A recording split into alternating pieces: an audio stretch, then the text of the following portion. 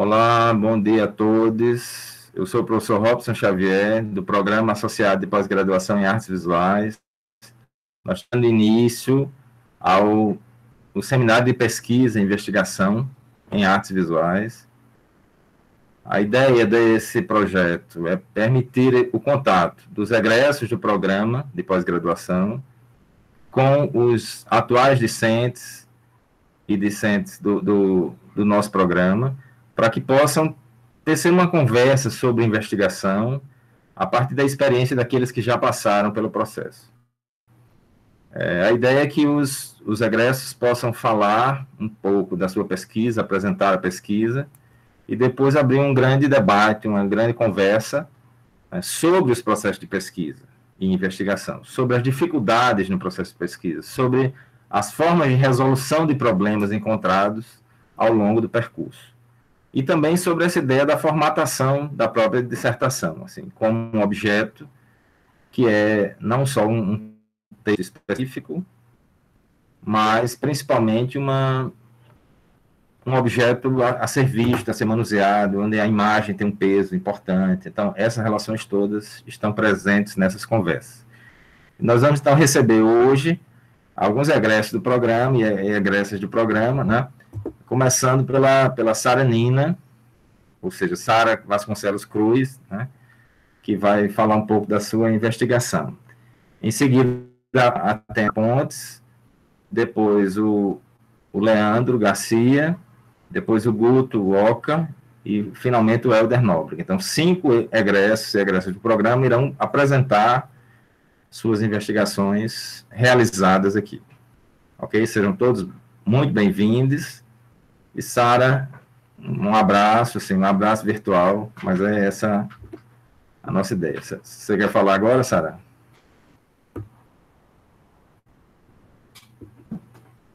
Congelou. Bom, não sei se Sara está congelada para mim. Vocês me escutam?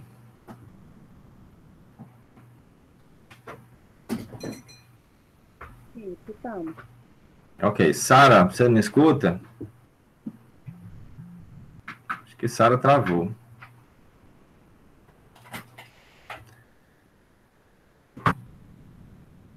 Não sei. Atena, você está escutando? Também não, acho que Sara travou. Atena, se você escuta, você pode iniciar, então, e depois a Sara entra. Oi, professor. Estou sim. Sara, você conseguiu voltar? Pode. Não. Então, você começa, Atena, depois Sara entra, ok? Tá, tudo bem, tudo bem. Tá bom. Só um minutinho. Pronto. Bom dia, pessoal. Eu sou a Atena Pontes, eu sou egressa do programa, terminei agora. E eu gostaria de apresentar para vocês a minha pesquisa. Eu vou tentar abrir aqui o PowerPoint para que a gente possa acompanhar, tá bom? Pronto, vocês podem me confirmar se estão conseguindo ver, porque quando a gente abre aqui a gente não vê mais, não é isso? Tá abrindo então, aqui. Tá. Abriu, Atena. Sim. Abriu? Pronto. Abriu. Então, só não está ampliada, assim, mas tá vendo. Estamos vendo. Tá, eu tentei ampliar aqui para mim. Deixa eu ver. Melhorou agora, não? Não, ainda continua normal, assim. Mas eu consigo ler, né? Tá, pronto. Então, vou deixar assim. Eu não vou saber mexer mais do que isso. Tudo bem, vai. Então, olha só, pessoal. Bom dia. Estou só organizando aqui o tempo. Primeiro, eu queria agradecer o programa. Depois ao professor Robson, que foi meu orientador. Realmente foi muito importante ter ele. E a banca também, que ajudou bastante. A minha pesquisa foi sobre as imagens da Marie Claire francesa e a resiliência feminina durante a Segunda Guerra Mundial. Essa aqui foi a capa da minha dissertação, que eu apresento para vocês, que teve uma influência muito grande a diagramação da minha dissertação com o Leandro. O trabalho de Leandro é muito rico em imagens, é muito bonito, influenciou bastante a diagramação do meu. Qual que é o âmbito, qual que é o problema da minha investigação? A resiliência da mulher na revista Marie Claire. Como que essa resiliência vai se apresentar? E juntamente com a linha de pesquisa, que é processos educacionais em artes visuais, como que eu poderia também articular dentro dessa linha de pesquisa, essa minha pesquisa. Mas, para a gente entender isso, a gente vai chegar lá, tem também a minha participação no museu. E como objetivo era analisar os registros que evidenciassem a resiliência das mulheres francesas e tecer uma conexão com a exposição Pour vous, Mesdames, la mode en temps de guerre, que foi justamente a exposição que eu trabalhei e que originou essa pesquisa.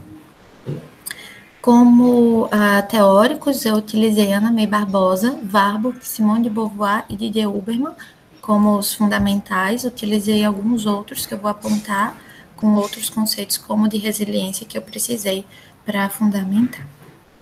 De Ana May Barbosa... Atena, só um minuto. Não está passando os slides aqui para mim, pelo menos não. Tudo bem, desculpa, professor, obrigada. Agora passa, sim?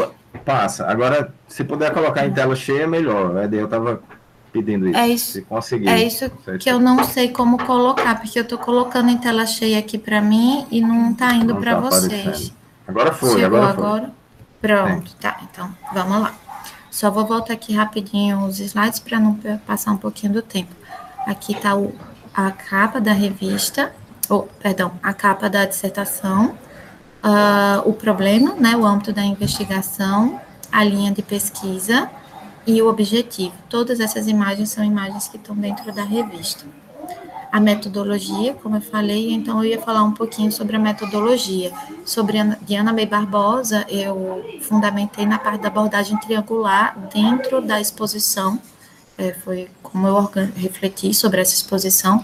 De Warburg, a questão do Atlas Minimozine, para estudar as imagens, que são muitas imagens, são quase 200 revistas. De Warburg, também o Naklebe, que Didier Huberman vai dizer como uma sobrevivência. E o engrama, que seria uma memória social, uma memória que você pode ser experienciada em outros momentos, em outras gerações, quase que como uma sobrevivência de uma memória coletiva, além da imagem. Didier Huberman, ele vai trazer para o trabalho essa questão dos paradoxos e as potências fantasmagóricas da imagem, também uma questão de sobrevivência dessa imagem, ele trabalha muito com Warburg. De Martins, eu trouxe a questão da curadoria educacional, a mediação do conteúdo e o aspecto educacional. Manciot, Brandão e Pourtois, a resiliência como um processo. O capítulo 1, ele foi dedicado a falar sobre essa curadoria educacional que eu fiz na produção da exposição Pour vous, Mesdames, la mode en temps de guerre. É um momento em que a gente aponta os bastidores de uma produção, de uma exposição. E, nesse sentido, eu estava na França, na época, fazendo um master e trabalhando nessa exposição, buscando objetos sobre o tema, selecionando esses objetos conforme grau de relevância para a exposição, porque a exposição ela era em Lyon, então tinha que ser objetos de moda que fizessem referência a Lyon.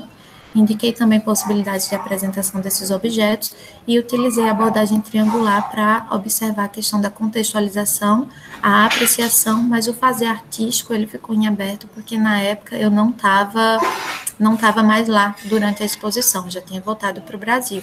Mas esse fazer artístico ele continuou dentro da minha dissertação em outros momentos. O processo de mediação e curadoria educacional ele é amplo.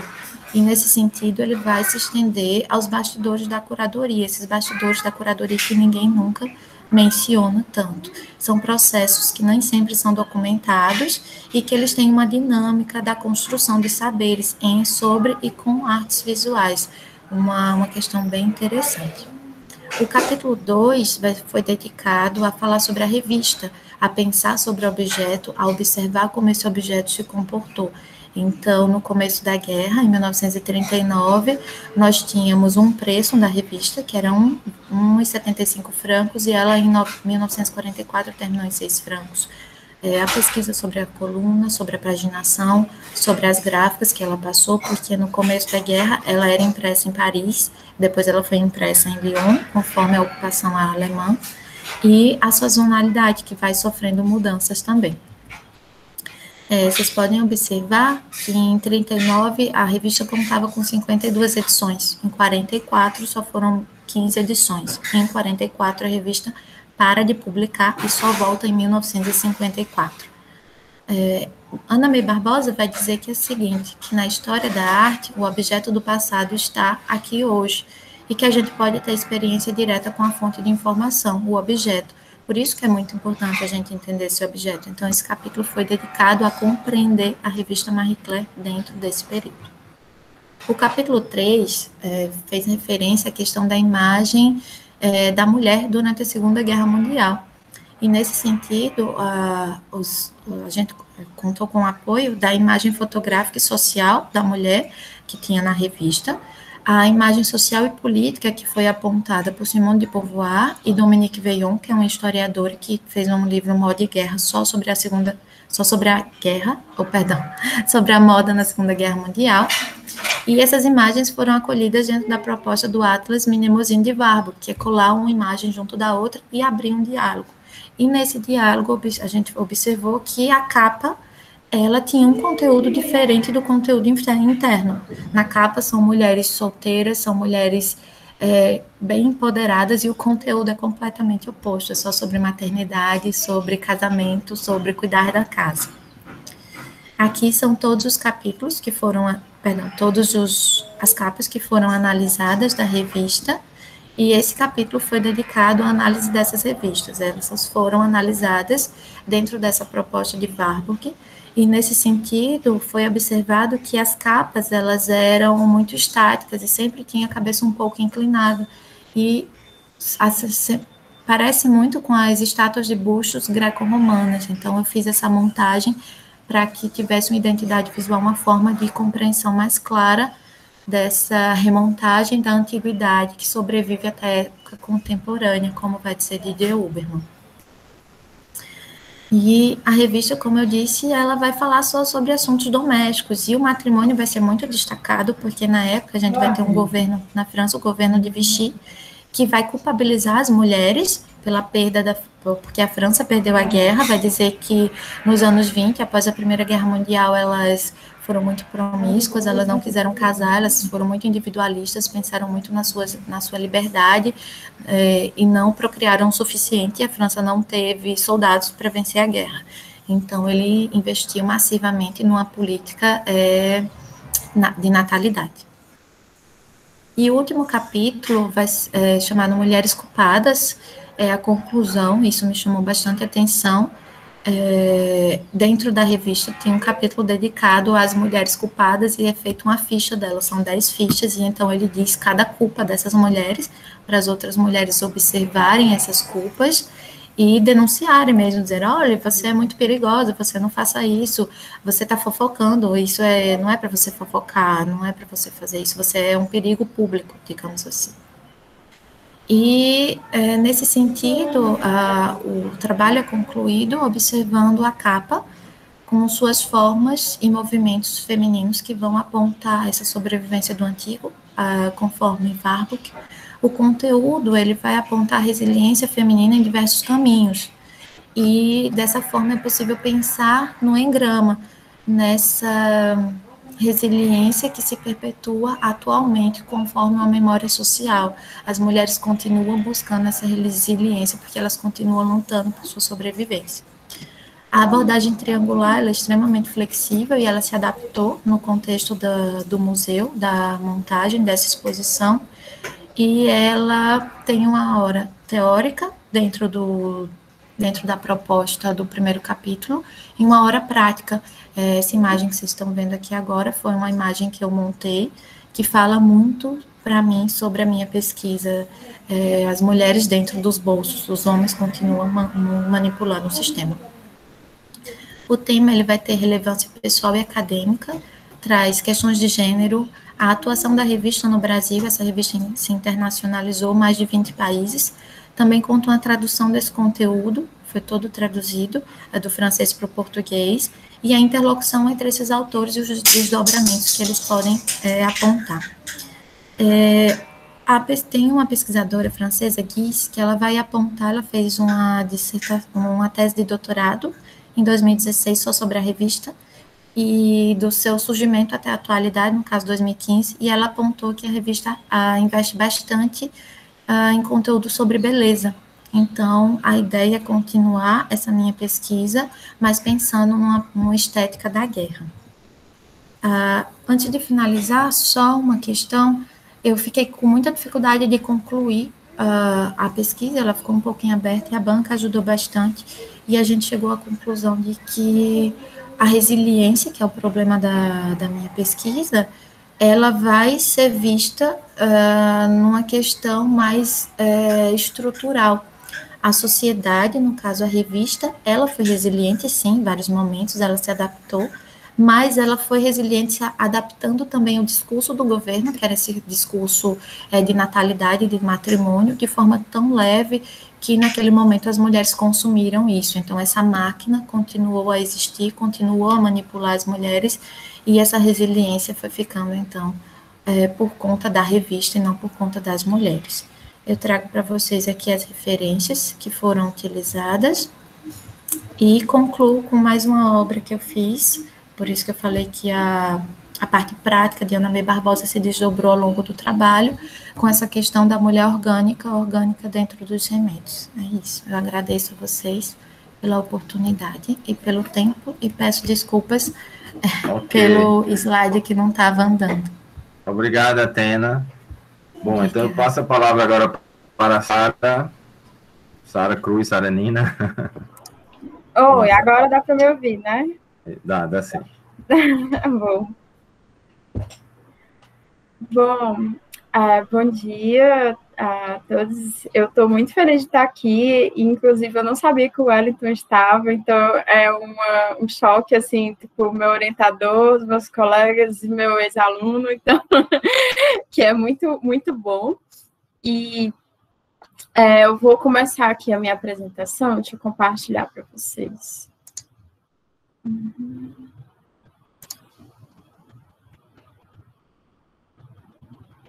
Então, gente, só um minutinho, tá respondendo aqui.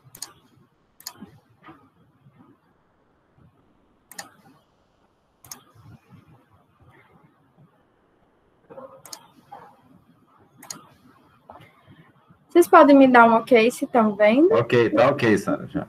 Só tá, oculta okay. Essa barra embaixo. Tem uma barrinha embaixo. Tá, só oculta. Tá certo. Bom, essa é a capa da minha dissertação. Travessia dos sentidos, estratégias de mediação multissensorial inclusiva no Sobrado Dr. José Lourenço, em Fortaleza. E também tive felicidade de contar com o professor Robson como orientador. É deixa eu explicar melhor, né? Aqui é uma parte do Sobrado, né? E o Sobrado é um prédio do século XIX, em Fortaleza, que foi tombado, e ele agora é um espaço cultural, certo? Então, assim, a gente tem uma circulação de exposições de arte contemporânea dentro de um prédio do século XIX, né? E aí é um pouco... E eu falei um pouco das mediações que eu fiz nesse local. A minha proposta, como por ser uma pesquisa artográfica, ela é muito visual, então isso vai se refletindo ao longo de toda a pesquisa, né? Uma das coisas que eu fiz foi as nuvens de palavras, meio que para entender, é um resumo visual da pesquisa, né? E eu começo sobre os campos e a travessia. A pesquisa ela é toda permeada pelos diários que eu fiz durante o mestrado. Então, as páginas pretas, né, que são as inserções desses diários, são diários pessoais, enfim, que muitas vezes têm a ver com a pesquisa ou com algum momento que eu estava vivendo na época. Cabo Branco, João Pessoa, 13 de dezembro de 2015. Diálogo de um menino com seu pai. Painho tem que ter muito cuidado para a onda não levar, né? Sim. Mas porque mesmo quando a gente toma cuidado e faz força, ainda assim ela leva. Porque tem de levar, é isso que a onda faz. eu acho que um dos processos que eu tive mais fortes durante essa pesquisa foi o de identidade, né? Mesmo que esse não fosse a questão do travessia de sentido, eu acho que nesse momento assim, eu consegui me entender enquanto ortógrafa. Bom, na introdução, que eu chamei de A Travessia, eu falo um pouco sobre estar entre arte e educação, né? Ser uma pessoa que produz no circuito artístico e estar sempre na educação e como que eu consegui, assim, a minha maior dúvida era como juntar essas duas coisas, enfim. Eu venho de museus, né? Eu trabalhei em museus desde 2009 até o final dessa pesquisa, né? E eu trabalhei o museu como um espaço educativo, entendendo que é um espaço educativo, entender que também é um museu é um espaço para todas as pessoas, né? Já que é um espaço de educação, entender que a educação é para todas as pessoas. E, além disso, pensar no potencial, meu objetivo era pensar no potencial artístico da educação também, né? Entender que tinha mediações que eu fazia que eram ações propositoras, né? Ações criadoras, junto com o público. Bom, e aí, a minha pergunta inicial era: que estratégias de mediação podem conduzir a experiências estéticas e multissensoriais durante a visita ao espaço expositivo e como tais estratégias, reveladas em ações ou recursos materiais, podem favorecer o processo de inclusão? O objetivo geral, então, seria assim: investigar e analisar estratégias de mediação, de mediação de arte, exposições de arte, onde os objetos e ações poéticas são utilizados a fim de mediar o contato e a percepção das obras expostas pelo público, enfatizando sua experiência estética e a partir de proposições multissensoriais que visam incluir todos os públicos. Nesse ponto, eu acho interessante lembrar assim, que no multissensorial não é sinestésico. Sinestésico é meio que, resumidamente, assim, a grosso modo, é uma confusão entre os sentidos, né? Você vê uma coisa, sentir o cheiro dela, e na verdade, o multissensorial é trabalhar com vários sentidos ao mesmo tempo. E aí, entendendo isso como uma ação de inclusão, seja por meio das ações de mediação, seja por meio dos objetos que a gente criou ao longo da pesquisa. Bom, nas minhas escolhas metodológicas estão a investigação educacional baseada em arte, do Dias, né, principalmente Melitson Dias e a Rita Arlen, produção de visualidades, então toda a dissertação é permeada por esses momentos, assim, tipo, as fotos de eu estudando, os objetos, as intervenções, eu fiz um diário de bordo, e a mediação multissensorial. Capítulo 1, repara o museu como espaço educativo.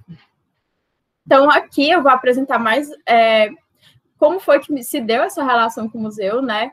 Tipo, a educação em museus, como é. Então, eu apresento aqui os meus referenciais teóricos. Se você não para reparar, aí o público, né, que foi uma contribuição muito importante do professor Robson sobre como é que a gente vai pensar esse público. As coisas são diferentes, museus e públicos especiais, então eu me debruço muito sobre o trabalho da Amanda Tojal, aqui de São Paulo, que ela fez na Pinacoteca de São Paulo e depois no Museu da Pessoa com Deficiência. Ela tem uma empresa voltada para arte e inclusão, né? Falar um pouquinho sobre o meu conceito de deficiência, né? O meu conceito é ótimo, o meu conceito de deficiência que eu estou trabalhando, né? Que é mais voltado para uma questão social, entendendo que não é um problema a pessoa, por exemplo, não escutar ou não ver. O problema é uma sociedade predominantemente ouvinte, vidente, que exclui a pessoa que não vê ou não escuta, entende? Então, a deficiência está muito mais na nossa forma de ver o outro do que na pessoa em si, do que numa questão biológica, puramente biológica, né? E aí eu falo um pouco também de como começou minha relação com o Sobrado, né? Que eu na verdade, eu fui educadora do Dragão do Mar, lá de Fortaleza, de 2009 a 2011. Em 2012, eu comecei uma pesquisa no Sobrado que se chamava Mala dos Sentidos, e a Mala dos Sentidos era a proposição de objetos para acessibilizar o contato com as obras de arte. Foi ela que eu aprofundei mais no mestrado. Toda a pesquisa, como eu disse, ela é permeada pelos processos que eu estava vivendo nesse momento, né? Então, aqui a gente tem os mapas mentais, as fotos, os diários, enfim. E aí foi mais ou menos o que eu já falei, né? Entender que a pessoa com deficiência, como é que ela se dá no museu, quem vai ao museu, entender que a acessibilidade, ela é técnica, exige adaptações para elevador, rampa, enfim, várias coisas, mas que ela precisa ser humana também, né? Entendendo que ela precisa de ações de acessibilidade. Não adianta eu ter todo o aparato físico de acessibilidade no museu e eu não ter uma pessoa que saiba receber uma pessoa com deficiência, que saiba receber uma pessoa diferente de mim, né? Então, assim, é muito importante ter essa acessibilidade humana. E eu penso que a acessibilidade humana no museu, ela é muito voltada para a questão do educativo, porque é quem tem mais contato com o público, né? Então, a mediação, entender a mediação como uma intervenção, o educador como uma intervenção direta e o espaço como uma intervenção indireta. E aí, como é que eu faria, né, essa coisa de mediar para incluir? Entender como é que se dava isso no sobrado e propor, né? É sempre uma coisa muito propositiva. Bom, no capítulo 2, o seu olhar melhor o meu, eu falo do sobrado e da mala dos sentidos, né? Revisito essa pesquisa da mala dos sentidos. Esse daqui é o prédio do sobrado. E aqui está a pesquisa da mala dos sentidos. O que era a mala dos sentidos? Na verdade, as minhas ações, elas se voltavam para dentro dessa malinha aqui do meu lado, né? Elas se voltavam para dentro de objetos. Exemplo, se eu tinha uma obra como essa daqui, que vocês estão vendo nas paredes, né? Que é a do Hélio Rola, Charadas. Aí eu fiz uma adaptação dela em feltro, certo? É uma adaptação, ela não é uma reprodução, né? Inclusive porque uma das questões que eu coloco é que eu não tinha grana para fazer reprodução, né? De qualidade, enfim. Então, eu vou trabalhar tentando acessibilizar de outras maneiras, né? E aí, uma das coisas que eu fiz foi o jogo de feltro, que a gente montava a obra do Hélio Rola. A mala dos sentidos é uma proposta para ser utilizada no museu, não necessariamente no final da visita, no começo, ela tipo, depende muito do que a gente estava vivendo naquele momento. Nessa visita, que estão as fotos especificamente, a gente usou no final. E foi muito interessante, porque acho que foi nessa visita que eu comecei também a fazer ações performativas dentro do museu. Que, nesse caso, esse grupo tinha uma criança com deficiência, mas era uma deficiência física, né? E aí, às vezes, sei lá, quando eu falava assim, eu trabalho com inclusão, sempre me vem a pergunta, tipo, mas qual deficiência que você aborda, não sei o quê. Gente, eu trabalho com inclusão, não abordo deficiência, abordo a inclusão, né? E aí, no caso da inclusão dessa criança, se deu no fato de que, assim, ela não conseguia acompanhar o ritmo do grupo. Então, eu comecei a fazer brincadeiras, tipo, vamos visitar o museu como se a gente estivesse na Lua, né? Vamos andar devagar, vamos andar de costas, enfim, de maneira que ela pudesse estar inclusa também durante a visita. No final, a gente foi para a mala dos sentidos, fazer esse jogo, né? Remontar as obras, enfim, do Hélio Rola. E aí eu disse, senta todo mundo no chão. Nessa hora foi engraçado, porque tipo, os professores olharam para a criança, né? E ela, tipo, saiu da cadeira, dos apoios, todo sentou no chão, e foi o momento que eu vi que houve realmente uma inclusão dessa criança. E aí eu pensei assim, tipo, ok, eu saí um pouco da mala, como é que isso vai se dar agora, né? Tipo, eu estou expandindo isso, como será? E aí eu aponto esses novos caminhos. A mala, ela contava com vários tipos de objetos, por exemplo, de adaptações, referências, lupas, né, para serem usados durante a visita, texturas diferentes, manipulações, objetos que podiam ser usados para manipulação, né, dobraduras. Gente, era muita coisa, caixinha de som, música, instrumento musical, tudo depende, ela era toda remontada de acordo com a exposição, né? Aí tinha coisinhas por cheiro, enfim. E eu me baseei muito na questão que a Amanda já fala sobre uma abordagem multissensorial, né? De ser lúdica, de ser interativa, de ser educativa.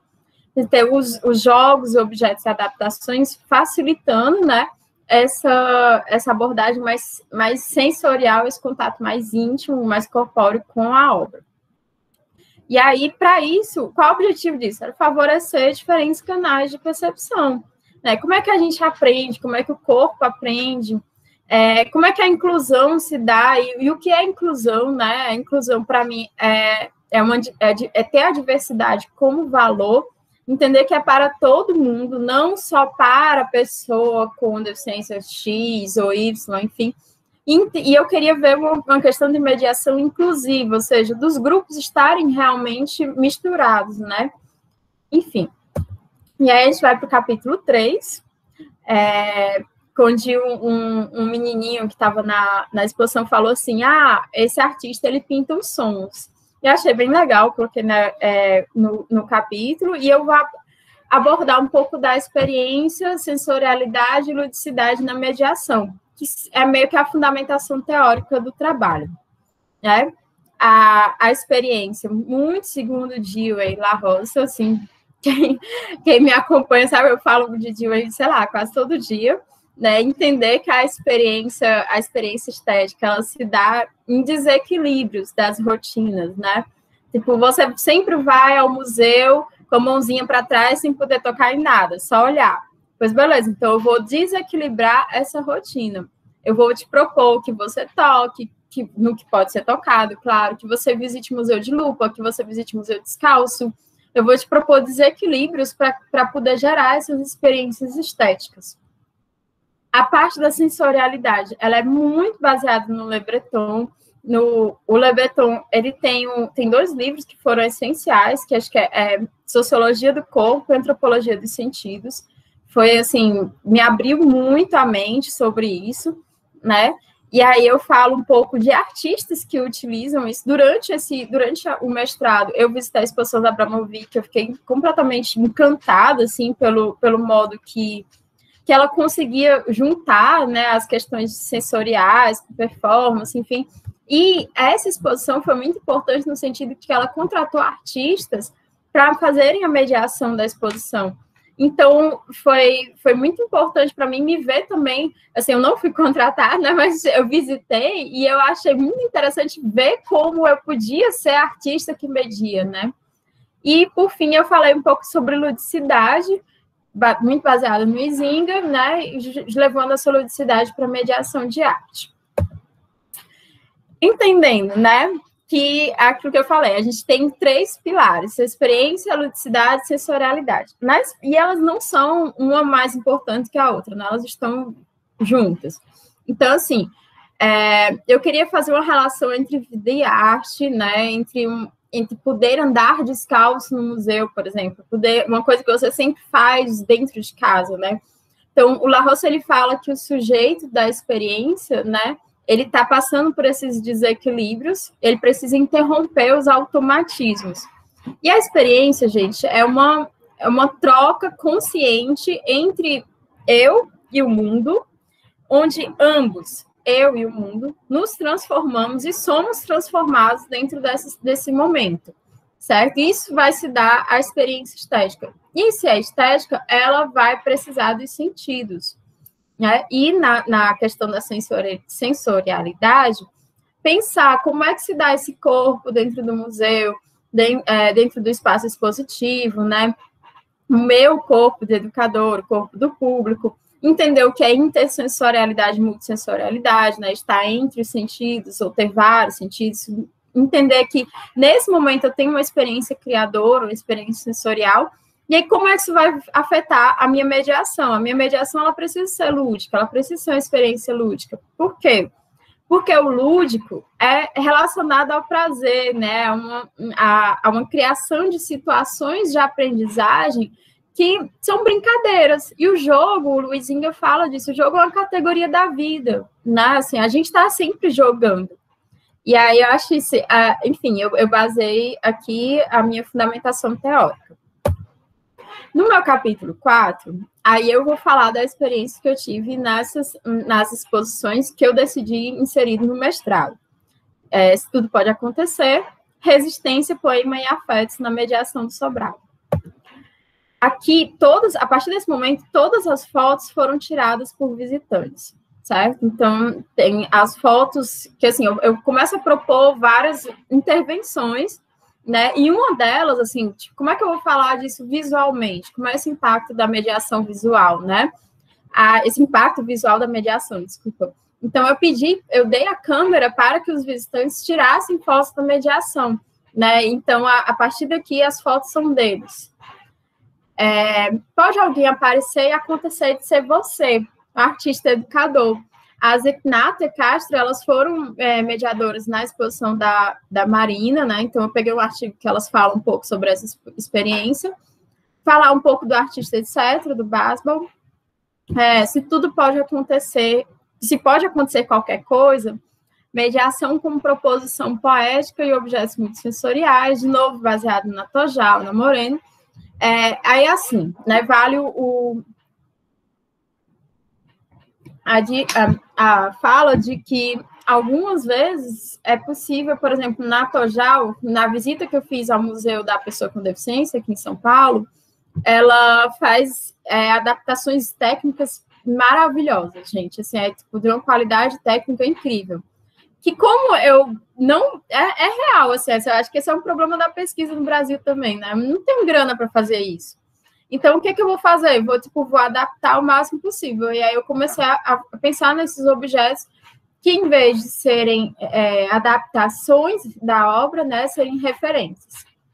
E a Márcia Moreno, que é gerente lá do Museu da Cultura Cearense, no Dragão do Mar, ela tem muito isso também. Foi ela que me colocou, né, no projeto Acesso, do Dragão do Mar, enfim, foi ela que me apresentou esse mundo.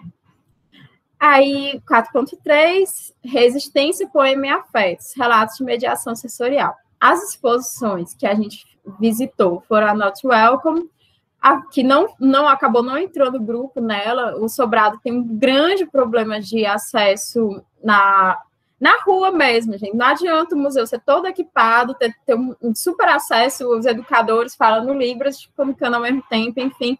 Se você não tem como o ônibus da escola chegar lá, né? Não, é terrível de estacionar, no meio do centro de Fortaleza. Então, os grupos que eu peguei, é muito interessante. Teve um grupo que eles estavam fazendo uma caminhada errante por Fortaleza e decidiram entrar no Sobrado. Então, assim, foram grupos que foram acontecendo, né? Eles não estavam agendados. E a Not Welcome eu acabei não recebendo grupos. Afetos Urbanos era uma exposição de fotos do centro de Fortaleza. Poema das Águas era uma exposição de fotos da Nívia Uchoa. E o Firmezas, Resistência Poética, era uma remontagem do Mini Museu Firmeza, que também fica lá em Fortaleza, que abrigava o Estrigas, né, o Nilo Firmeza, e a Anice Firmeza. E aí, as mediações que eu fiz foram com 3 grupos, que foi o grupo de Psicologia da UES, o Iniciarte da UFC e o Centro Cultural Bom Jardim, todos de Fortaleza, né, e todos de adultos. E aí, para fazer as minhas percepções, eu coloquei o Le Breton Barbates, né, principalmente voltado para a antropologia dos sentidos. O que eu digo para vocês disso, né? Na minha mediação multissensorial, por exemplo, teve um momento em que eu pedi que as pessoas andassem descalças no museu. Na exposição Afetos Urbanos, como era uma exposição que estava no térreo, bem no centro de Fortaleza, tudo aberto, no Sobrado, então você escutava muito barulho do centro, e as pessoas estavam descalças num chão de pedra, elas diziam para mim que elas tinham uma sensação de vulnerabilidade, né? E já no Resistência, no Firmezas, né? A gente tinha o último andar do Sobrado, chão de madeira, silêncio, cheirinho de café, toda a coisa dos Firmezas, né? Assim, como é que diz? O mosquiteiro caindo no meio da exposição, os potinhos de geleia, Enfim, e aí você tem a mesma coisa, né? O mesmo estar descalço, no firmezas, dá uma sensação de estar em casa. Então, assim, também tudo vai depender muito do contexto em que está inserido, né? No poema das águas, eu utilizei a mala com vários tipos de água, né? Assim, água do filtro, água de quartinha, né? Do que é do filtro, enfim, água do mar, água barrenta, água da torneira, não sei o que a gente podia cheirar. Tinha gente que bebia água, enfim. Então, assim, Oi. Sara, tô terminando. deixa eu ser chato um pouquinho aqui, é pelo tempo, para você concluir, Não, tô tá terminando, bom? já está nos últimos. Obrigada. Enfim, aí foram colocando várias percepções nisso e entendendo que o artista educador, né, criar no ato de educar. Ok, essas são algumas essas são fotos do meu diário de bordo.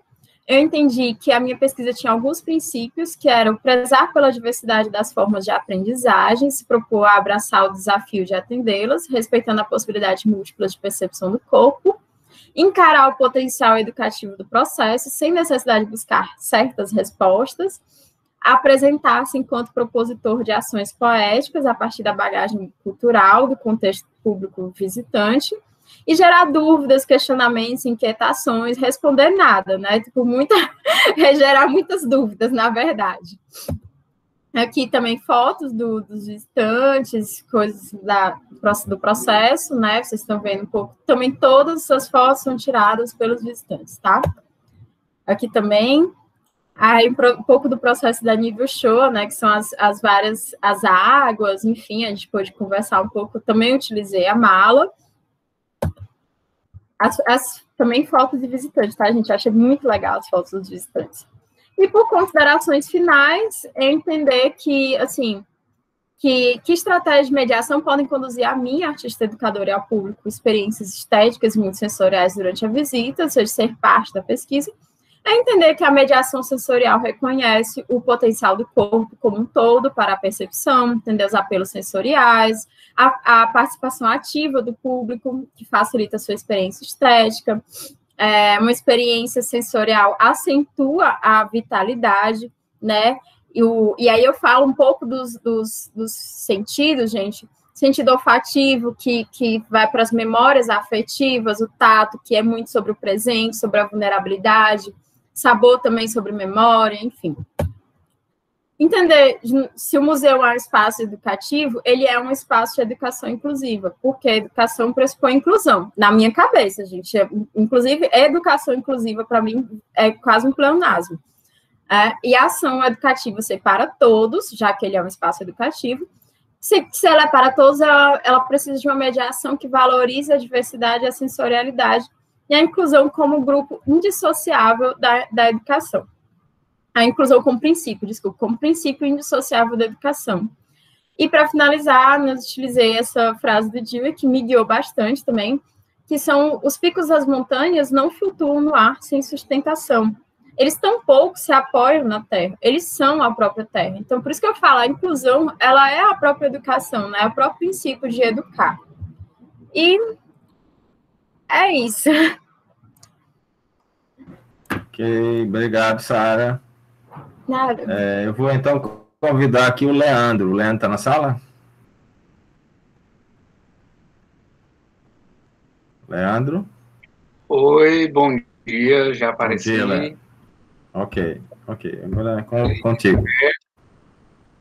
Então, acho que só lembrar um pouco, assim, a Atena foi da turma de 2019, né? Então, terminou agora. A Sara acho que foi da turma de 2014, não é isso, Sara? Não, foi 2015. 2015, pronto. Então, ok. Só para lembrar disso. Ok, pode apresentar, Leandro. Bom dia, pessoal. Meu nome é Leandro Garcia, sou egresso do programa. Eu entrei na turma de 2017, terminei em 2019. Antes de começar, eu gostaria de agradecer ao professor Robson pelo convite e ao programa, e parabenizar vocês que estão iniciando agora. É um tempo que passa muito rápido, assim, e é uma experiência incrível, assim, aproveitem ao máximo. Eu vou tentar falar um pouquinho da minha pesquisa. Só um minuto, eu vou compartilhar aqui a minha tela. Aí vocês me avisam quando aparecer.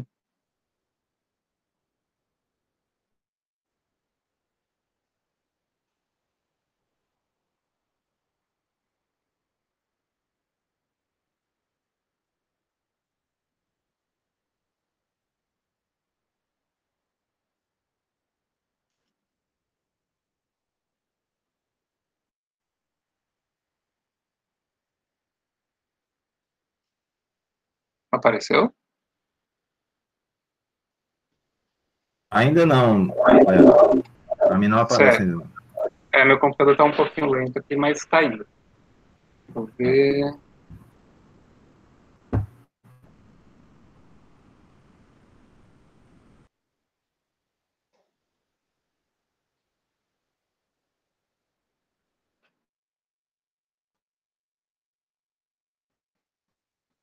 Oi?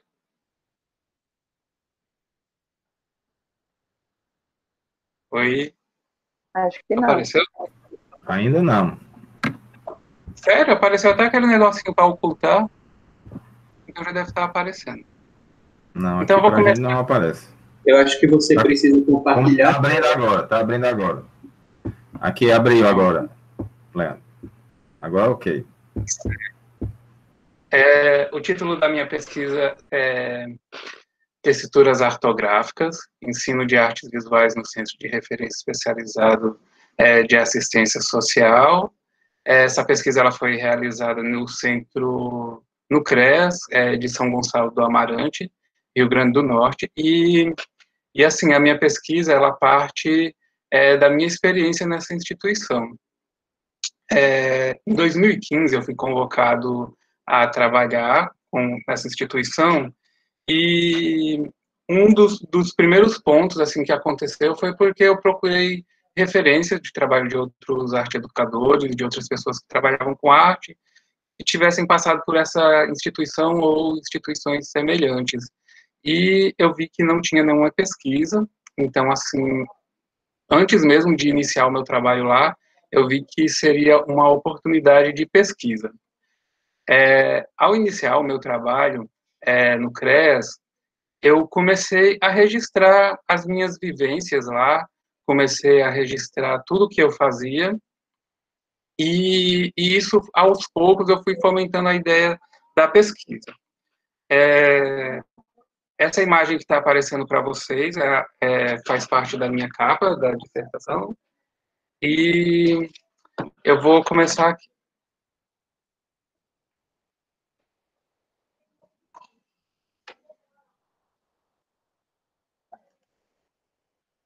Então, para iniciar, eu coloquei essas duas epígrafes na dissertação, uma da Rita Irwin e a outra do Joseph Beuys, que ela fala sobre viver a vida de um artista que também é pesquisador e professor. Então, ela diz que é viver uma vida de consciência, uma vida que permite a abertura para a complexidade que nos rodeia, uma vida que nos coloca intencionalmente em posição de perceber as coisas diferentes. Eu acho que isso foi meio que guiou a pesquisa. E o Joseph Beuys, ele fala que todo ser humano é um artista, um ser de liberdade, chamado a participar das transformações e da remodelação das condições, do pensamento e das estruturas que moldam e que informam as nossas vidas. Essa frase dele sobre todo ser humano ser um artista foi meio o que me motivou ali em transformar, assim, tentar, de alguma forma, colaborar na transformação da vida das pessoas, dos educandos que passaram pelo tempo que eu trabalhei lá. Que durante a pesquisa eu chamo eles de participantes. O problema da pesquisa, ele parte de ver como as práticas artográficas, elas aplicadas no ensino não formal de artes visuais no âmbito do CRES, eles contribuíram para a sensibilização de adolescentes em conflito com a lei. Então, assim, sensibilidade e vindo de uma problemática de violência, então, como que essas coisas, assim, que são totalmente contraditórias, como que elas são intermediadas pela arte. Então, essa foi a forma que foi meio que a linha que foi guiando a pesquisa. Espera aí.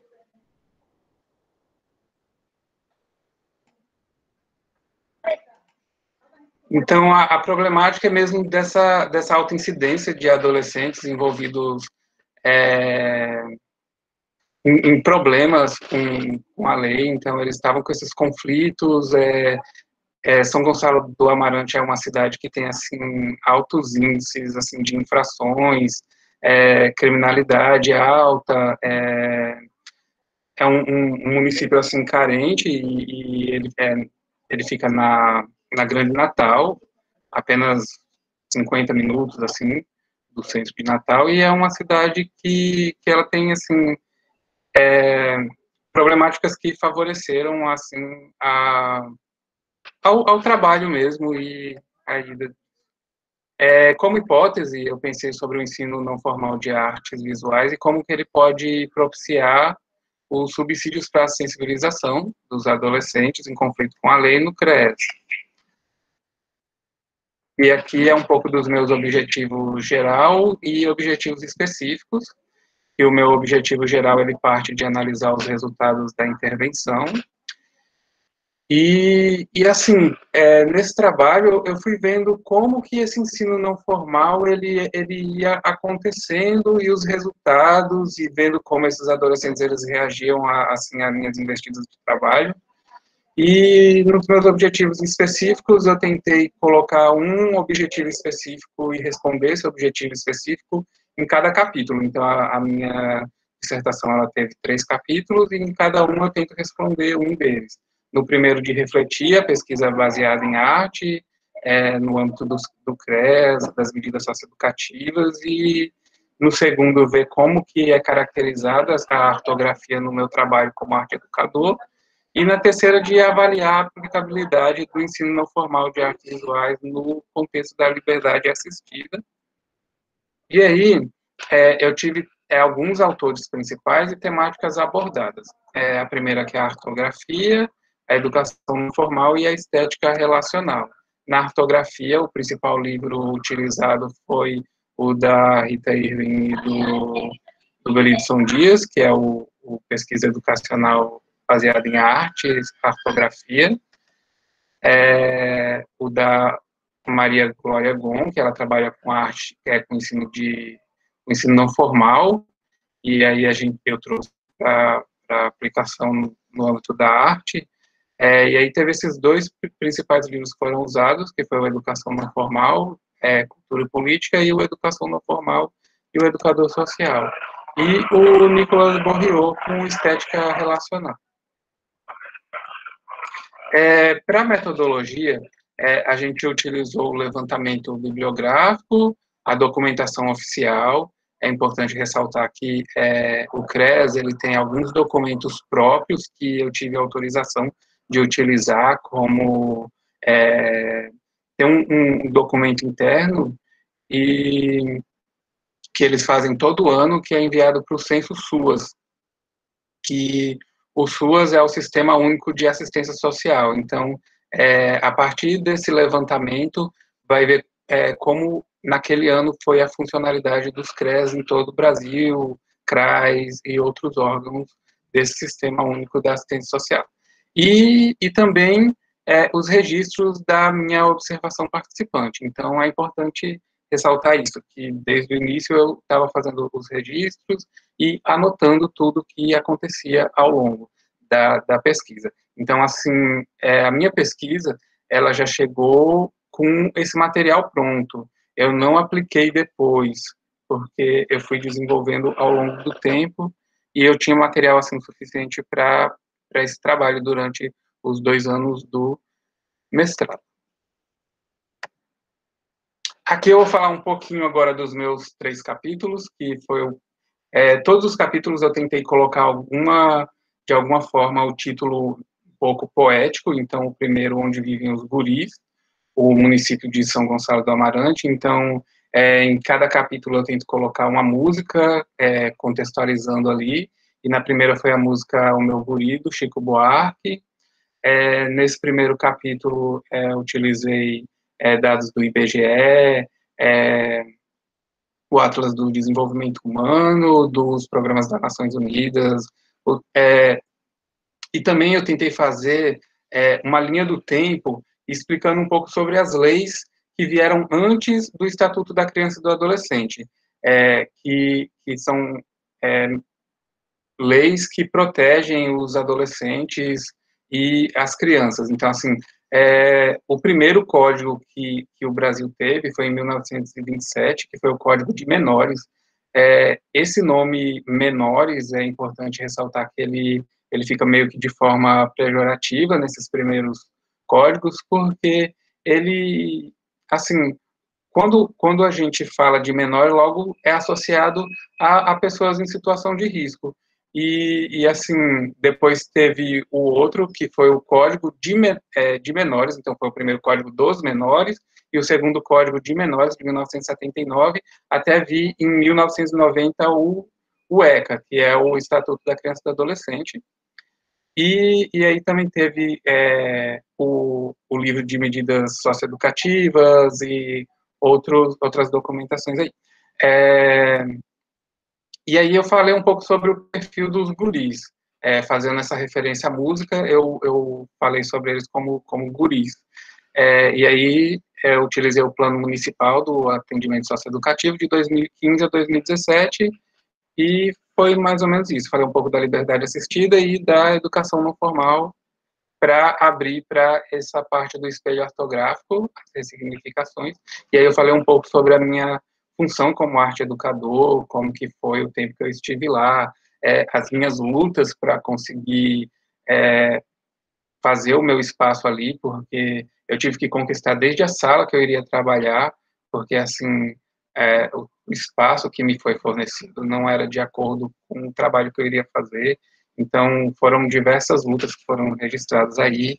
Eu trouxe também o meu memorial artístico biográfico, que foi o que me guiou no que eu iria aplicar com os meus alunos, porque nessas instituições elas não têm algo que guie, não tem uma coisa assim que diga, as pessoas, os adolescentes em conflito com a lei vão aprender isso ou aquilo. Então, assim, ficou muito a cargo, eu fiquei muito livre, muito, assim, ao meu cargo, de escolher o que seria ministrado para eles. E aí eu parti das minhas memórias biográficas e fui fazendo essas tessituras e fui aplicando aos poucos e trazendo as minhas vivências. E aí eu pesquisei alguns outros artistas, pesquisadores e professores como Alan Caprow, Joseph Baies, e eles têm, o Joseph Baies tem um trabalho de artógrafo e de escultor social, e eu fui trazendo essas relações com o meu trabalho, e eu fui, aos poucos, vendo como o meu trabalho, ele tinha a ver com essas pessoas, com outras pessoas que vinham antes, e como esse trabalho, ele tinha essas suas semelhanças e essas coisas assim. E aí, para terminar esse capítulo, eu falo um pouco sobre essas texturas relacionais do ato de desenhar com o lado direito do cérebro, foi outro livro que eu utilizei, e essa parte aí, ela vai até o ato de se alimentar, que eu fazer o lanche junto com os alunos. E aqui é um pouco das imagens utilizadas, daqui é uma obra chamada La Cena, o Jantar, do Aníbal Lopes, que é um artista da Guatemala, e aí já é um trabalho como que eu digo, um trabalho relacional, os trabalhos do Joseph Baies, e aí tem esse trabalho aqui com a lebre morta, como ensinar com a lebre morta, e aí eu faço muito essa relação de como é o ensinar e a sala de aula com essa obra, os trabalhos do Alan Caprow, e aqui é um pouco dos trabalhos dos meus alunos e o resultado aqui do primeiro ano. E o terceiro capítulo é o Além das Paredes Pintadas, e aí eu falo um pouco sobre essas invisibilidades, eu tento trazer visibilidade, por isso ele fica entre aspas. Escultura e modelagem, e aí eu trouxe 3 casos, que foi o do adolescente, que eu denominei como pensador, visto que, de acordo com a lei do ECA, o 8.069, dois códigos, como o 143 e o 247, eles protegem a identidade dessas pessoas. Então, assim, eu tinha que inventar codinomes que não fizessem nenhuma associação com eles. Então, eu fui trazendo esses nomes da história da arte, como Pensador, o outro adolescente que foi ao encontro da luz, um adolescente de codinome Girassol, que era em referência a Van Gogh, e o terceiro, e aqui teve um pouco sobre as aulas de campo e os trabalhos com eles.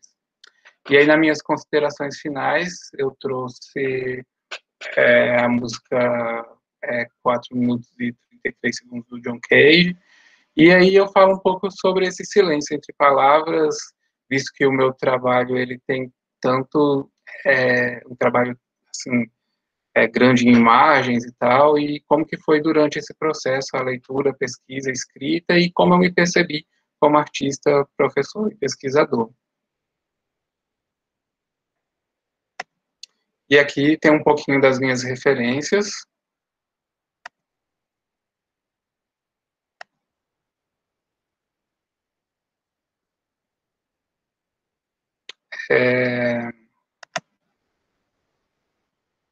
E é isso, pessoal. Obrigado. Eu acho que deu tempo, né? Tá ok, Leandro. Obrigado. Eu chamo agora, convido agora o Guto Oca, né? Guto, tá por aí? Tá. Tô sim por aqui, Robson. Ok, professor.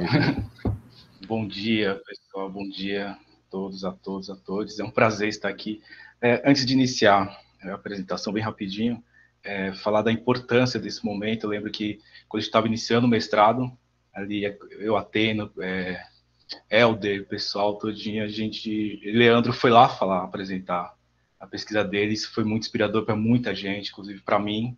Acho que foi meu primeiro contato, assim, que eu tive em relação à metodologia da cartografia. Então, a gente perceber e se abrir um pouquinho para esses momentos que são muito importantes para a gente, que é quando a gente está iniciando, né, todo esse processo, essa caminhada. A gente ouvir, né, perceber que pessoas estão produzindo, estão pesquisando, e isso, de certa forma, abre caminhos para a gente. Bem, e agradecer, lógico, a Robson pela oportunidade. Bem, pessoal, vou começar aqui a apresentação.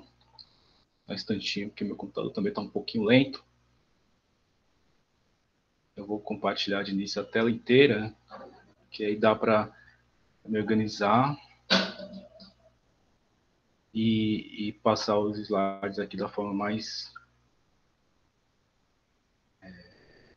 direta, vamos dizer assim. Bem, gostaria de saber se está aparecendo a imagem. Tá ok, Guto. Só oculta essa barra de baixo. Tá ok. Tá ocultado. Tá certo. Obrigado.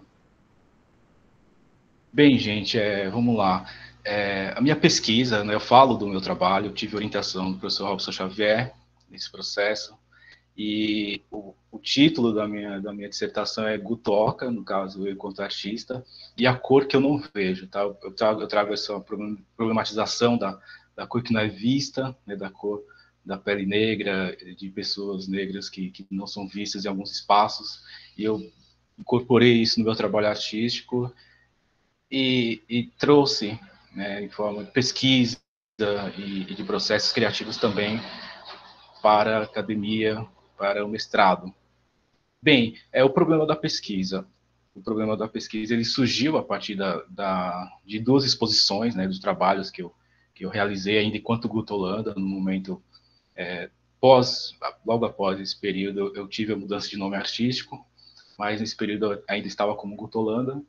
Então, nessa pesquisa, eu investigo minha própria poética artística, cujo problema é quais são as relações estabelecidas no daltonismo fisiológico, ou seja, eu sou daltônico, né? Tem cores que eu não percebo, cores que eu não vejo, cores que eu troco. A gente vai falar um pouquinho sobre isso. A poética visual, né? No caso, o meu processo artístico, e o daltonismo racial, que é um termo que eu investigo e busco através de pesquisa durante esse período, né, de escrita da dissertação. Nas exposições individuais, Cor que Não Vejo, que foi na Usina Cultural Energisa, aqui em João Pessoa, tá, gente, através do edital, e ainda Corpo, que foi acho que mais ou menos 6 ou 7 meses após a exposição Cor que Eu Não Vejo, ambas em 2019, no período do mestrado. Essa foi ainda Corpo, foi no SESC. Então, eu investigo desdobramentos, alguns trabalhos dessa pesquisa, dialogando com essa temática, com essa metáfora que eu trago da cor não vista. Bem, o objetivo geral, né, investigar o meu processo artístico, influências do daltonismo, como já falei, com o daltonismo racial, com esse termo, essa ideia de branqueamento da pele negra ou apagamentos, por exemplo, nas composições pictóricas, nas minhas pinturas e instalações, e nas temáticas, né, utilizadas na minha poética, que é falar sobre experiência, sobre o que eu tenho com racismo e outras violências simbólicas relacionadas à presença e às questões étnicas raciais. Bem, os objetivos específicos, que seriam diferenciar o daltonismo fisiológico e daltonismo racial, colocá-los em confronto nesse sentido durante a pesquisa, relacionar a percepção visual diferenciada acerca das cores em um processo criativo, tá? E isso enquanto metáfora também, identificar aspectos do daltonismo racial, tá? Através de autores e autoras que eu trago para essa pesquisa, para não seria legitimar meus processos artísticos e coisas, minhas ideias, mas dialogar e, de certa forma, compreender um pouquinho mais desses processos, analisar a metáfora que eu trago da cor inexistente, tá? Nas exposições Cor que não vejo e ainda Corpo. Bem, eu utilizo a pesquisa educacional baseada em artes, que assim foi muito importante, é um método de pesquisa que realmente contribui, ajuda muito, né? Eu sou artista, visual, pedagogo também, e tive algumas experiências desde 2012, vou falar um pouco sobre isso. Então, enquanto artista, enquanto pedagogo e pesquisador, não teria como utilizar uma metodologia melhor que essa, que traz aberturas para a gente pensar mais sobre a nossa produção, para a gente investigar melhor. E eu coloquei 3 pontos interessantes dessa metodologia, que seria a hibridização das linguagens artísticas, tá, gente? As linguagens em confronto, em diálogos,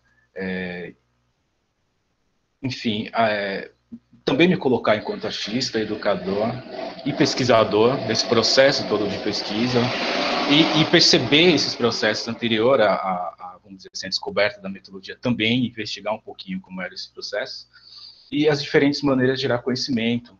Tive até a professora falando aqui da utilização de imagens, né, o quanto é importante a gente estar trabalhando no contexto visual, de artes visuais, e essa metodologia ajuda muito a gente a ter a imagem não só como forma de ilustração, não só como as imagens ilustrativas de um trabalho, mas sim também como formas textuais e discursivas. Logo no início, como eu falei, eu investigo a experiência que eu tive pedagógica aqui em João Pessoa, na Escola de Educação Básica da UFPB, que foram experiências que influenciaram muito o meu processo artístico. Meu processo artístico aflorou a partir das experiências de sala de aula na educação básica, tá, gente? Educação infantil, educação básica. Então, eu coloco ali aprendendo a ser artógrafo.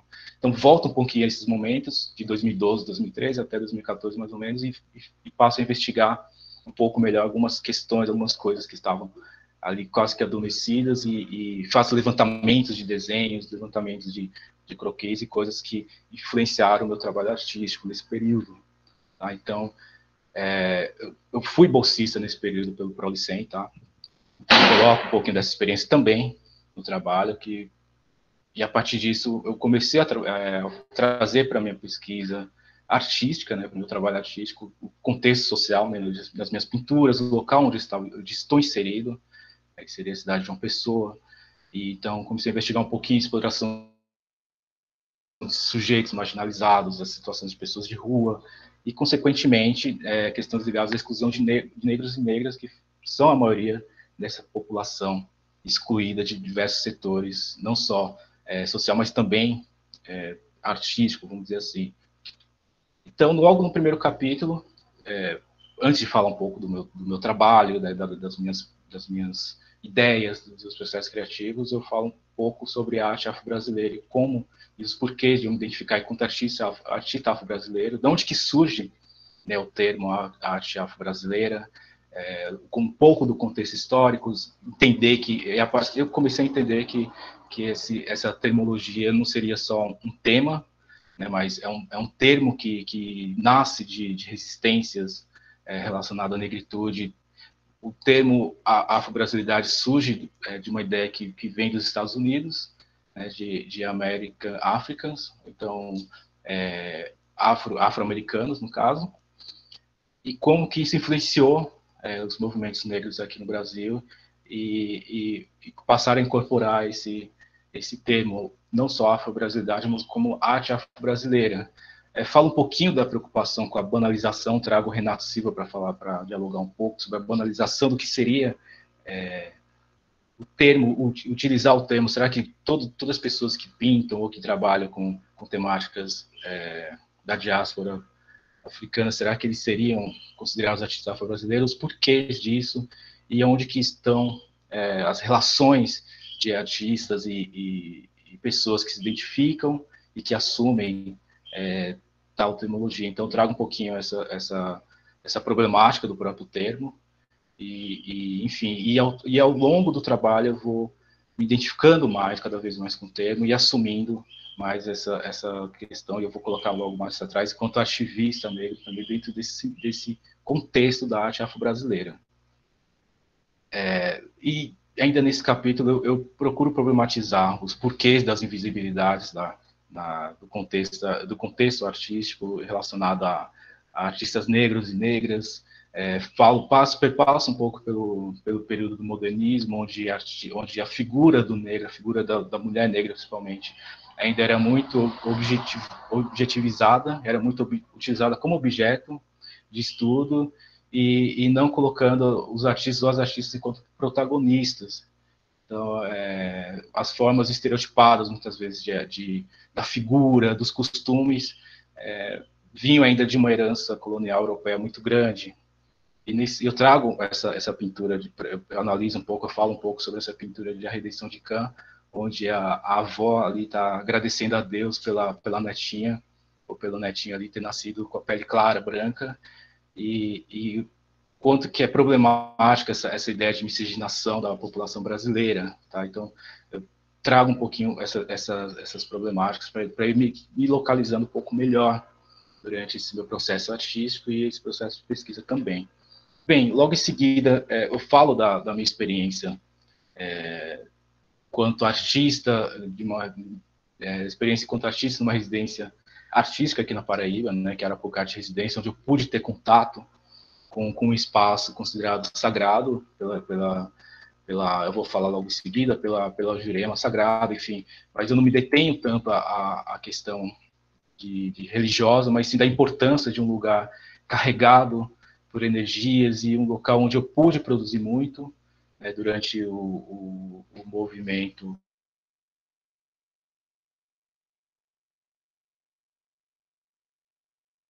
há muito tempo.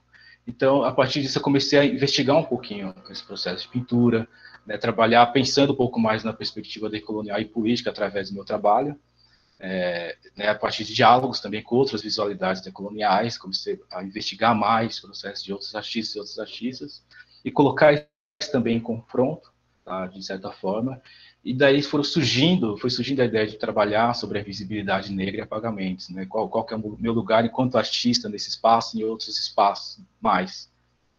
Então aqui tem imagens, né, eu produzindo lá em Arapuca, eu trago faço pinturas de pés, que eu acho importante o contato com os pés na terra daquele local, e com o local considerado sagrado, como eu já falei. Então, a partir disso, eu comecei a entender que a arte afro-brasileira, eu falo um pouco sobre isso no trabalho também, né, enquanto não só um termo de racialização, de racializar artistas negros, mas sim também como um espaço, né, um campo, desculpa o erro aqui, um campo de acolhida e trocas, né, interações entre vivências de pessoas que passam pelos mesmos problemas que eu passei, ou então de artistas que acolhem isso na própria temática e utilizam isso no seu dia a dia, no seu processo artístico, certo? Então, logo em seguida, no capítulo 2, eu começo a trazer mais a questão do daltonismo, tá? Então, eu coloco aqui que na perspectiva do simbolismo da cor, utilizei a metáfora da cor inexistente, a cor que eu não vejo, para retratar o que percebi na prática, no cotidiano, nas vivências, ou seja, a invisibilidade da cor da pele negra no Brasil, em João Pessoa, na Paraíba, em vários lugares, principalmente dentro do contexto artístico da gente, e consequentemente, a gente pode trazer isso, pensar um pouquinho na academia também, né, a presença, a falta dessa presença, dessa cor da pele negra. Então, eu trago, e os corpos, né, no caso, as ideias, enfim, tudo. Então, nesse sentido, eu trago, falo um pouquinho da teoria da cor inexistente, de Israel Pedrosa, para a gente se localizar um pouquinho nessa ideia, que não seria uma cor que não existe, de fato, ali, que a gente não vê, mas cores que são alteradas a partir de percepções diferentes, né, a subjetividade da cor com John Gage, ou seja, a cor pode ser percebida de formas diferentes por diversas pessoas. Daltonismo fisiológico, que é o meu daltonismo, eu explico um pouquinho como que funciona o daltonismo. E a questão de raça e cor, não tem como a gente falar de raça e não pensar em cor. A racialização vem a partir das diferenças de tons de peles negras, peles brancas, amarelas. Então, a racialização vem a partir do período, principalmente da colonização, onde as pessoas começam a sofrer violência, serem excluídas e serem tidas como primitivas e atrasadas, enfim, através da sua cor da pele. Então, fala um pouquinho da educação como um processo também de dominação de pessoas negras e de exploração e de exclusão também dessas pessoas, tá? E da falsa celebração de diversidade. Quer dizer, quando a gente pensa que existe uma miscigenação linda no Brasil e não investigar ou não perceber muitas vezes o processo de violência que está por trás, né, que esteve por trás também dentro do contexto histórico, que foi a miscigenação no Brasil. E o daltonismo racial, que é um termo que eu encontrei durante essa pesquisa, que é um termo que fala do branqueamento da pele negra, por exemplo, e das adaptações que muitas pessoas, através de processos de alienação, por exemplo, acabam passando para adentrar um certo mercado de trabalho ou coisa desse tipo, e se adequando a padrões dentro de um contexto branco no Brasil e de elite, por exemplo, classe média, onde as pessoas negras, de certa forma, muitas vezes têm que se submeter a diversas situações para serem aceitos em alguns espaços. Então, essa pintura que eu trago aqui para vocês é a pintura onde eu inicio muito esse processo da cor que eu não vejo, tá? Eu coloco ali uma figura de uma máscara ou uma pessoa negra, com cores que eu não vejo, eu tenho dificuldade de enxergar. Por exemplo, eu coloco essas cores ali em confronto entre elas e isso faz com que eu não perceba ainda mais as cores, né? Fico com mais dificuldade. Então, trago esse trabalho como metáfora já na exposição. Aqui tem imagens da exposição, tá, gente? As pessoas passaram, ficaram vendo esse trabalho e tudo, e se perguntando e me perguntando qual cor que eu não via e qual cores que eles não viam ali, enfim. E, inclusive, as cores que não eram vistas durante a própria abertura da exposição, onde o número de pessoas negras, por exemplo, era muito, muito menor, muito inferior às pessoas brancas. Então, trago esse trabalho, investigo esse trabalho, que foi um trabalho que teve uma certa urgência na minha pesquisa, que é a bandeira preta, onde eu falo um pouquinho da ideia que é passada de que o preto assusta, de que o negro na rua é confundido com bandido, e os porquês disso, desse tipo de violência. Então, a bandeira do Brasil preta, como dizer as palavras, ser preto assusta, onde a gente pode mudar o sentido dessa palavra, então, assusta ser preto, ou preto assusta ser.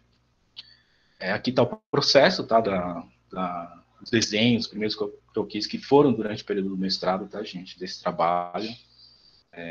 Trago um pouquinho de Silvio Almeida também para dialogar sobre a questão do racismo estrutural e institucional também.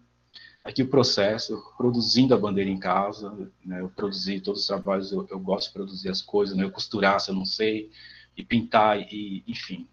E aqui um trabalho que é crucial para essa pesquisa, ao meu ver, que é a Carta de Admissão, que é um trabalho onde eu volto às minhas memórias, investigo um pouquinho sobre os processos de alienação que eu já passei, onde eu tive que cortar os cabelos, por exemplo, para ser admitido num emprego. Então, por isso, Carta de Admissão. Ali são dreads, tá, gente? Cabelos sintéticos, e depois eu ampliei esse trabalho para a matéria de Quem, onde eu coleto cabelos de várias pessoas em salões de beleza, pessoas que acabaram doando o cabelo e transformam esses cabelos em uma grande instalação com dreadlocks na parede da galeria do Sesc, e coloco várias materialidades, vários sentidos, e a partir disso começo a me investigar também enquanto ativista negro.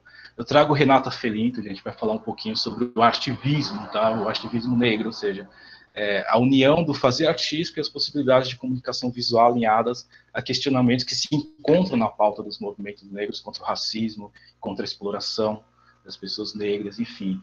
E a partir disso, não causar, não fazer apenas um manifesto, panfletário, algo desse tipo, mas se utilizar a minha poética artística enquanto forma de trabalho a se pensar no contexto político também, tá?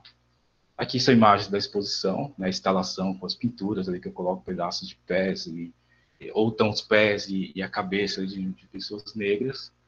Aqui uma experiência que eu trago também, já estou quase finalizando, que eu trago também durante a pesquisa, que foi um momento que, inclusive, eu fui até com o Robson, a gente foi até Conceição das Crioulas, no Quilombo, e a gente fez uma atividade artística com crianças da escola municipal ali, José Mendes, onde a gente utilizou terra, pigmentos naturais, era um trabalho que eu já tinha feito em Arapuca também, na residência artística, e foi um momento de encontro com pessoas que estão quase que cotidianamente, se não cotidianamente, sobrevivendo e vivendo através de resistências, né, da sua sobrevivência e reafirmações e tudo mais. Então, essa experiência lá no Quilombo das Crioulas, você fala um pouquinho de Conceição das Crioulas, fala um pouquinho dessa experiência, quanto foi inspiradora nesse processo todo durante a pesquisa e da minha produção artística. E para finalizar, gente, eu falo um pouquinho dos meus trabalhos também durante o período de isolamento social, né, que eu iniciei o mestrado em 2019 e estou finalizando agora. Então, grande parte da pesquisa foi em isolamento, né, por conta da pandemia de Covid-19, e a partir disso começaram a surgir trabalhos, ainda utilizando cabelos, mas pensando nas questões de marginalidade. Eu trago esse trabalho que é o Alvo, onde eu investigo quem está à margem, quem está no centro, eu coloco umas coisas para provocar reflexões em relação a isso, quem está vulnerável a esse período, enfim. Aqui, ainda nesse percurso durante a quarentena, eu fiz trabalhos, né, aqui em casa, no ateliê, e meu filho Guilherme participou muito desse processo. Ele incorporou e trouxe ideias para trabalhos, como eu trago aqui Caixa Preta. Ele começou a me ajudar em todos os processos, elaboração de trabalhos. Então, eu comecei a envolver a família nesse processo todo de pesquisa e de produção artística, e foi um momento muito importante, porque eu comecei a perceber que eu me colocando também enquanto artista negro, enquanto ativista negro e artógrafo, eu pude trazer essas experiências lá do início de 2012 e trazer para esse momento em casa e começar a influenciar e ser influenciado através da minha poética. Então, as considerações finais, tá, gente? Eu entendo que, a partir desse processo, eu consigo estabelecer as relações entre o daltonismo fisiológico e racial. Tá? Quer dizer, o daltonismo fisiológico, eu não tenho como perceber de outra forma. A forma que eu vejo que as cores são alteradas a partir de um processo, ou seja, por nascença ou qualquer outro atributo físico que tenha acontecido na minha visão. Mas o racial não, o racial eu entendo que isso é provocado, né? Isso é político, isso é proposital, a partir de formas de dominação de uma sociedade, onde exclui pessoas negras dos processos educacionais, dos processos artísticos, ou seja, quando a gente pega cast de galerias de artistas, a gente vê que a representação negra muitas vezes são representações únicas. Então, onde estão os negros nas exposições, onde estão os negros e as negras que fazem arte, por que essas pessoas estão aparecendo muitas vezes de forma reduzida dentro da sociedade. Então, eu trago um pouquinho essa problemática, né? E compreender o meu lugar de fala também, né, no meu próprio trabalho. Meu trabalho enquanto meu local de fala, na maneira como eu me expresso artisticamente, ou seja, o meu corpo ali, estando à mostra, corpo negro racializado, num espaço de branquitude, tanto nas exposições, tá, gente, nos espaços expositivos, como também na universidade, né, que me levou a entender melhor, enquanto sujeito, da minha própria história. Tá? Então, finalizo aqui, tem as referências, grande parte da referência são de autores e autoras negras e negros. Bem, é isso, tá, gente? É uma poética que eu trago, é uma pesquisa que eu falo sobre o meu trabalho. É importante, Robson, antes de finalizar aqui, e trazer um pouco dessa experiência também de início de mestrado, que a gente finalizou a defesa, dizendo que eu comecei com uma pesquisa totalmente diferente, totalmente nada a ver com o que eu estou fazendo agora, nada a ver com o meu trabalho no processo artístico, e a partir das orientações de Robson, Guto, você precisa falar do seu trabalho, Guto, você precisa falar do seu trabalho. Então, pessoal, a gente precisa ter coragem mesmo de apresentar a nossa poética, nossas ideias. É isso que pessoas como o Robson e outros professores querem também, que a gente vá lá em frente esse sistema todo. Então, agradecimento muito especial a Robson, que é mais que orientador para a gente. Tá, então, muito obrigado. Obrigado, Guto. Eu que agradeço. Alguns orientandos são presentes, assim, né, para o orientador. Bom, então eu chamo o Helder. Aí, Helder está aqui? Oi, professor, estou sim. Está me ouvindo? Ok, Helder. Então, agora é com você. Estou ouvindo, sim. Olá, gente. Bom dia. Meu nome é Helder, eu sou diretor de arte, né? Sou formado em cinema e eu fiz meu mestrado agora, sou mestre nessa turma que começou em 2009, junto com a Tena e Guto presentes aqui, certo? Eu vou tentar apresentar aqui o trabalho. Vou logo pedindo desculpa pelo barulho dos pássaros, porque eu moro quase dentro da mata, então é impossível, nessa questão de pandemia, eles estão se aproximando muito, sabe? Enfim. Deixa eu ver aqui o que eu vou exibir. Ok, já estamos vendo, Helder. Falta só abrir o arquivo específico. Tá bom, eu vou mostrar aqui só o PowerPoint. Então, o nome da minha pesquisa chama-se Processos Criativos em Direção de Arte, subsidiados pela fotografia artística no livro do filme, certo? Essa é até a capa da minha dissertação, quanto a capa do livro do filme. Eu terminei esquecendo de colocar os links aí, mas no final eu coloco para vocês, certo? Essa é uma apresentação do que é a direção, o trabalho, né, como é que ele é apresentado ao programa, enfim. Esse estudo ele é baseado na minha experiência enquanto diretor de arte, nas minhas práticas enquanto diretor de arte num livro, determinado filme chamado Selva, certo? Aí eu apresento nesse estudo a caixa do filme, que é a forma como eu nomeio esses processos criativos, que é onde a gente coloca todo o nosso material, com storyboards, croquis, fotografias artísticas, enfim, todo esse trabalho que é feito na direção de arte, que é uma reconstrução de mundo, né, sobretudo. Aí desse material, que ele é todo reunido em caixas, e sim, cada caixa tem a sua fisicalidade, daqui a pouco vocês vão ter acesso a eles, para poder chegar melhor. Aí a gente eu senti a necessidade, que é o livro da arte do filme, que é o transpassar, porque num processo criativo de direção de arte, por exemplo, nesse específico de Selva, eu fiz 3.140 imagens, né? Dessas 3.140 imagens, a gente traz 100 imagens para o livro da arte do filme, e desse livro da arte do filme pronto, a gente retira só 18 imagens, que são fotografias artísticas do recorte da nossa dissertação, tá certo? Nosso trabalho. Nas laterais, como vocês estão vendo nessa apresentação do trabalho, existe todo o processo criativo que vai permeando esse texto que a gente construiu, ele surge, atravessado dentro dessas múltiplas necessidades, né? Vão aparecendo. Eu cito o contexto pandêmico, né? Todo esse meu processo criativo ele foi feito em 2018, todavia eu senti que essa história de ficar em casa, enfim, é um processo muito dispersivo, né? Diferente da gente estar dentro da instituição, dentro da própria universidade, né? Que em sua fisiografia, né, em sua estrutura física, ela propicia uma imersão do aluno por meio de suas bibliotecas setoriais, ou bibliotecas gerais. Então isso foi uma dificuldade assim que eu percebi, mas que não prejudicou como um todo. Mas eu acredito que fazendo uma analogia ao cinema, como você está numa sala escura, você está dentro de um cinema e você está numa situação imersiva, né? Aquela narrativa em que você está num local propício para aquilo. E está em casa como se estivesse vendo uma série de TV, enfim.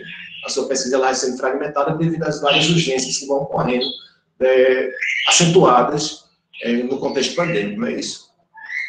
Mas, ao mesmo tempo, essa pesquisa também eu faço, ela me salvou de várias formas, né? Pessoal, financeira, enfim, psicológica. A gente ocupou a mente muito nesse período pandêmico, foi muito positivo. Positivo não, foi legal nesse sentido. A pandemia não tem nada de positivo, no meu filho. Aí, a pergunta que norteia a minha investigação é diante da natureza múltipla da arte, como a fotografia, enquanto fazer artístico, pode subsidiar os processos criativos em direção de arte no livro do filme.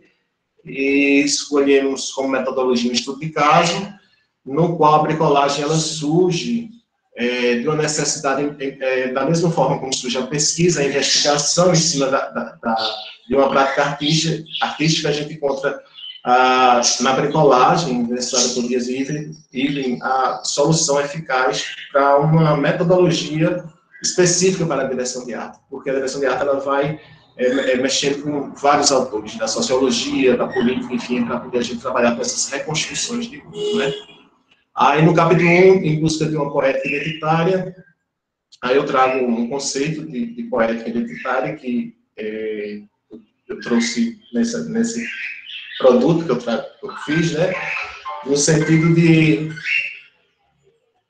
que a nossa poética, assim como a nossa identidade ela é construída socialmente, a nossa poética, enquanto artista, também é uma construção que se dá pelo âmbito de marcadores sociais, enfim, de contextos culturais. Então, esse meu capítulo tem esse objetivo, né?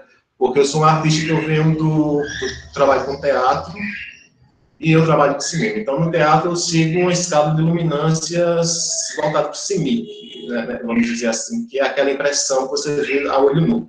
E no cinema, a escala, eu crio tudo em cima do conceito de iluminação RGB. Então, entre o trabalho do teatro e o trabalho com o cinema, tudo que eu construo, ele é pontuado por luz de terceiras pessoas. Então, minha fotografia artística, né, a minha poética, ela procura fugir desses dois lados. Eu trabalho mais com estudos de luz e fotografo sempre ao meu dia com uma luz bastante estourada. Então, eu senti essa necessidade desse primeiro capítulo, identificar o meu conceito, né, já que é o repórter de fotografia artística, esse conceito de poética, e de como esses estudos de luz surgem efetivamente na minha vida. Aí eu vou me respaldar em vários teóricos. Quando vocês tiverem a oportunidade, quando a dissertação for publicada, enfim, vamos mais à frente. Essa é a caixa de arte do livro do filme, Selva, né? Aqui, caso vocês tenham um leitor que é por esqueci de botar os links de início, mas tudo bem, não vai afetar o trabalho. Aqui tem uma exposição que eu fiz virtual. Aqui eu vou mostrar rapidinho um vídeo sobre esse processo criativo, certo? Como é que acontece essa caixa que vocês virem.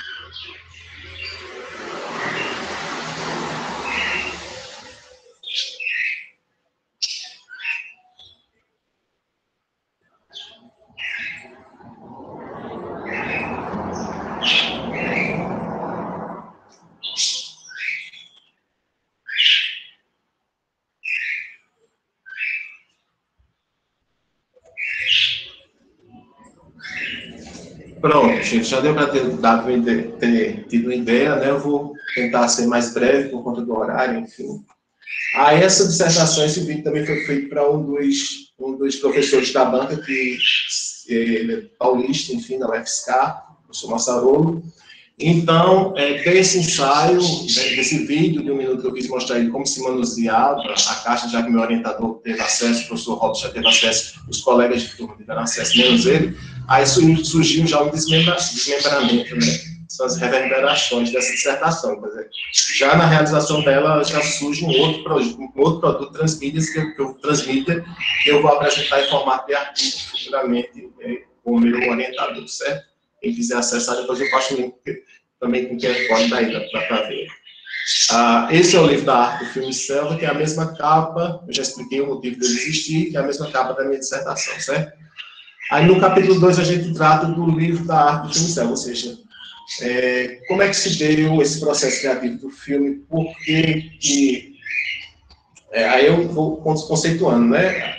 A visualidade da cena, audiovisual para ser construída, e até as necessidades da gente criar O filme híbrido, deixa eu botar esse ponto. O filme híbrido é um filme que nem é ficção e nem é realidade. Então, quando a gente recebeu o roteiro, eu tive que construir todos esses personagens que não existiam efetivamente descritos em um roteiro. Então, essa foi uma tarefa que aí a gente teve que ir em busca de vários teóricos, enfim, da sociologia, para construir essas identidades. E na medida em quando eu vou estabelecer uma reflexão acerca do meu próprio processo criativo, que envolve identidade, eu vou conseguindo linkar essas construções com o conceito de poética, com a identidade, e, enfim, e da própria metodologia, que é um capítulo da parte, que eu vou explicar daqui a pouquinho mais sobre. No capítulo 3, né, que a gente traz o processo transcriativo na direção de arte. Existe um autor chamado, muito polêmico, dizem que ele é muito ensaísta, mas ele tem muito a dar para a gente que trabalha com criações poéticas, né, que é o Haroldo de Campos, que é a transcriação, que ele diz que tudo que orbita no âmbito do pensamento, quando a gente começa a organizar em croquis, em esboços, a gente vai trabalhando com questões que são de tradução e de recriação. Então, ele trabalha no âmbito da poesia, né, da literatura, mas a gente compreende, enfim, que a poesia, ela como todas as formas de manifestação de arte, isso vai também explicitado no texto, certo? Deixa eu ver mais aqui. Preservar e compartilhar para aqui onde fica essa memória. Essa memória está no Drive, preparei um link de um Drive também, tem as 3.140 imagens, né? Enfim. E quando eu estive dialogando no início dessa pesquisa com várias pessoas em volta do processo, exemplo da continuista, que é a pessoa que cuida, enfim, fotografa todo o processo dentro, para uma vez unidade do filme, eu cheguei para ela e disse: rapaz, você tem alguma fotografia que possa me ajudar na minha dissertação? Ela disse: não, cara, com 15 dias a gente se livra de tudo e já parte para outra produção. Então, essa dissertação, esse projeto, como tanto o livro da arte do filme, enfim, quanto a dissertação, ele vai muito nessa pegada de conservar essa memória que é esquecida, né, que ela é muito viva e muito intensa dentro de um set de cinema, ou dentro aqui especificamente, nós estamos falando do cinema, né, mas também ela se reverbera em produções de teatro, enfim. Aí, no final, as minhas considerações finais, como eu fui pontuando cada capítulo, eu fui desenvolvendo a introdução, o desenvolvimento e a conclusão, de forma que cada capítulo vai se explicando por si só, certo? Aí, nas considerações finais, eu volto apenas para o construto geral do texto, né? Aí eu concluo porque a metodologia foi importante. Nessa pandemia, eu tive acesso a várias lives com vários diretores de arte, enfim, importantes do Brasil, e a pergunta geral deles era a dúvida sobre qual metodologia era eficaz e se a gente tinha uma metodologia própria para trabalhar, enfim.